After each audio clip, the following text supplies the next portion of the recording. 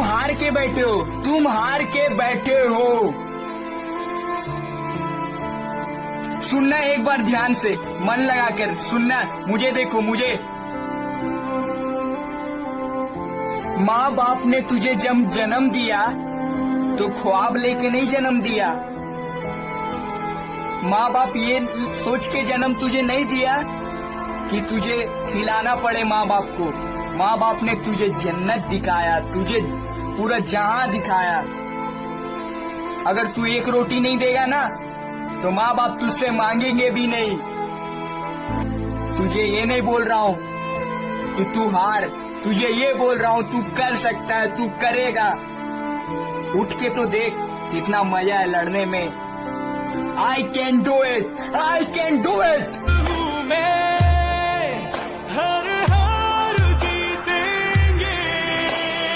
तो जिस गेम का हमको इंतज़ार नहीं था वो आ चुका है, चेल्सी वर्सेस रियल मैड्रिड।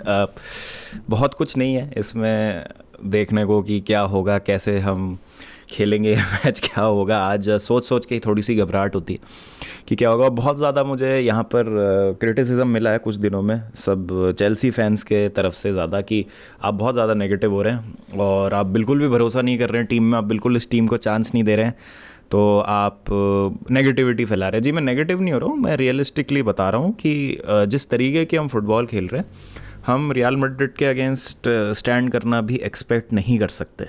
लेकिन क्योंकि अब मैच आ चुका है और टीम को हमको सपोर्ट करना ही पड़ेगा नो मैटर व्हाट, तो मैं कुछ पॉजिटिव्स पे आज नज़र डालने की कोशिश करूँगा और I will try my best कि मैं उन रीज़न्स को आपके सामने पुट फॉरवर्ड करूँ कि मुझे लगता है कि अगर हम जीतेंगे तो क्या कारण होंगे जिनकी वजह से हम जीत सकते हैं आज का मैच। तो मेरा प्रीव्यू थोड़ा सा उस चीज़ पे सेंटर्ड रहेगा, क्योंकि नेगेटिव्स की तो बात हमने बहुत ज़्यादा कर ली, पूरे सीज़न हमने नेगेटिव्स की बात करी है, सबको पता है क्या प्रॉब्लम है, लैक ऑफ केमिस्ट्री है, मैनेजरियल चेंजेस इतने हो रहे हैं, इतनी सारी जो स्क्वाड में एडिशंस हुई हैं जनवरी में उसने बिल्कुल भी मदद नहीं करी है एक सिनर्जी कंसिस्टेंटली क्रिएट करने में। तो वो सब पॉइंट्स पता है, हम सबको पता है। और on the other hand real Madrid again, आप जो मर्ज़ी कह लें, शायद उनका इस लीग सीज़न में इतना अच्छा परफॉर्मेंस नहीं था अपनी ला लीगा में, लेकिन चैम्पियंस लीग में उनका परफॉर्मेंस अच्छा रहा है।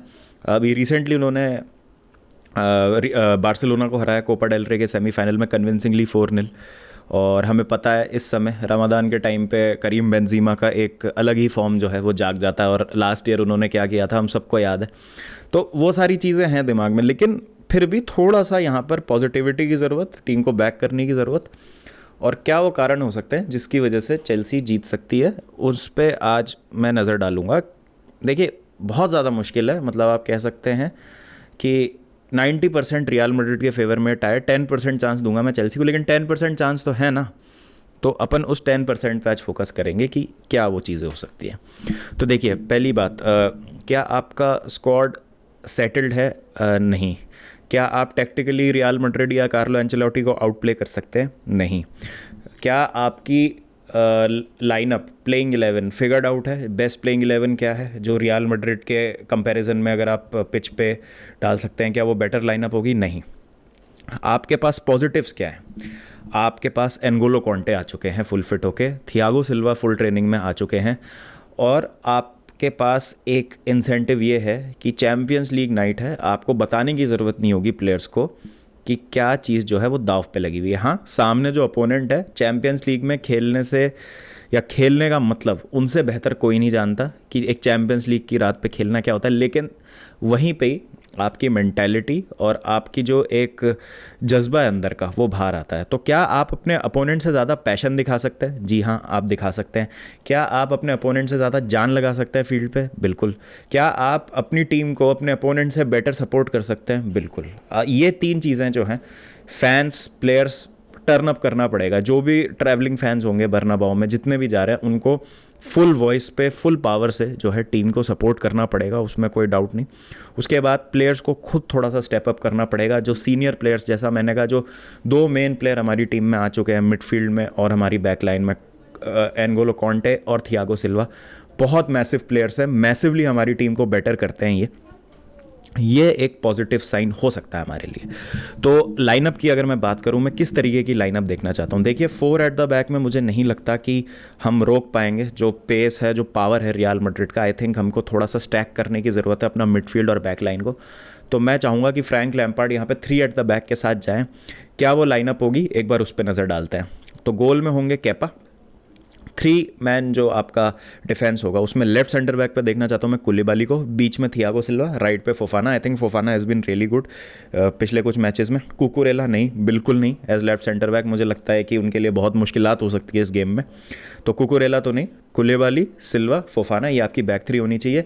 लेफ्ट विंग बैक पे आपके Ben Chilwell, right wing back पे Reece James. I think it's a decent defence, I think it's a very good defence. फिर आपके जो बीच में जो आपके, मैं चाहूँगा 3 मिडफील्डर्स के साथ जाए, आप मिडफील्ड जो है उसको स्टैक करें। तो कोवाचिच, एंजो और एनगोलो कॉन्टे, जो मिडफील्ड आपने लिवरपूल के अगेंस्ट खिलाई थी, आई थिंक वो सिस्टम कुछ हद तक वर्क कर रहा था। और एनगोलो कॉन्टे का अगर कवर आप रीस जेम्स वाली साइड पर, फोफाना वाली साइड पे देते हैं तो कहीं ना कहीं विनीशियस की अगेंस्ट आपको डिफेंड करने में मदद मिलेगी।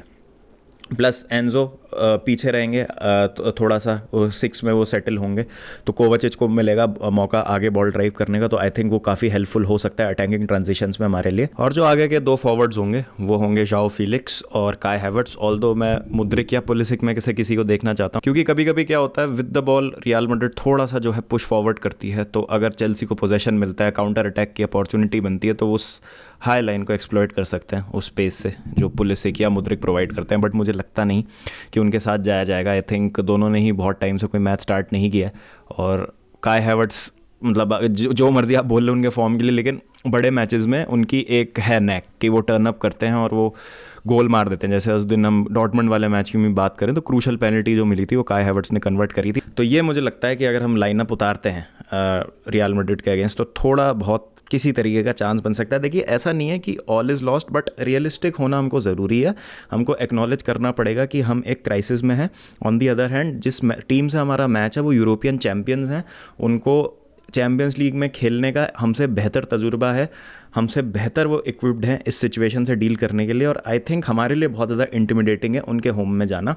बट यहीं पे ही अगर हम अपनी नर्व्स होल्ड करके एक गेम प्लान के साथ उतरते हैं और ज़्यादा एक्सपेंसिव नहीं होते हैं, हम ये सोच के जाते हैं क्योंकि हमारे पास टीम है ये रिजल्ट पुल ऑफ करने के लिए। मैं ये नहीं कह रहा हूँ कि जीतना ज़रूरी है, लेकिन जैसे मान लीजिए आप 1-0 या 1-1 का एक स्कोर लेके आप आते हैं वापस स्टैमफर्ड ब्रिज में, तो वो आपके लिए एक बहुत मैसिव कॉन्फिडेंस बूस्ट होगा। और थोड़ा सा जब आपको होम क्राउड का भी सपोर्ट मिलेगा, एटमॉस्फेयर आपकी तरफ होगा, तो वहाँ पर जो है आप टाई को फिर अपनी ओर मोड़ने की कोशिश कर सकते हैं। बट ये लेग बहुत ज़्यादा डिफ़िकल्ट है और यहाँ पर आपके पास एक एडवांटेज है कि सेकंड लेग जो है वो आपके होम में। फर्स्ट लेग में अगर आप कुछ ऐसा कर देते हैं कि सेकंड लेग में बहुत कुछ होगा खेलने के लिए, तो आई थिंक वो एक अच्छी अचीवमेंट मानी जाएगी और आपने अच्छा काम किया होगा। प्लेयर्स हैं आपके पास एक्सपीरियंस भी है इस टीम में, आपके पास चैम्पियंस लीग विनर्स भी हैं इस टीम में, आपके पास ऐसे प्लेयर्स हैं जिनको पता है कि चैम्पियंस लीग में खेलना, उसको जीतने का मतलब क्या होता है। ऑल दो सामने वाले को ज़्यादा पता है, सामने वालों को ज़्यादा तजुर्बा है, लेकिन जो भी आपके पास इस समय है आपको सारा कुछ जो है वो पिच पे लगाना पड़ेगा, जान पूरी आपको लगानी पड़ेगी और आपके पास कोई ऑप्शन नहीं है। तो अब स्कोर की अगर मैं बात करूं तो क्या स्कोर होगा, देखिए मैं जैसा कह रहा हूं I am fairing the worst, लेकिन जैसा अपना चलता है we don't predict a loss as far as the score is concern.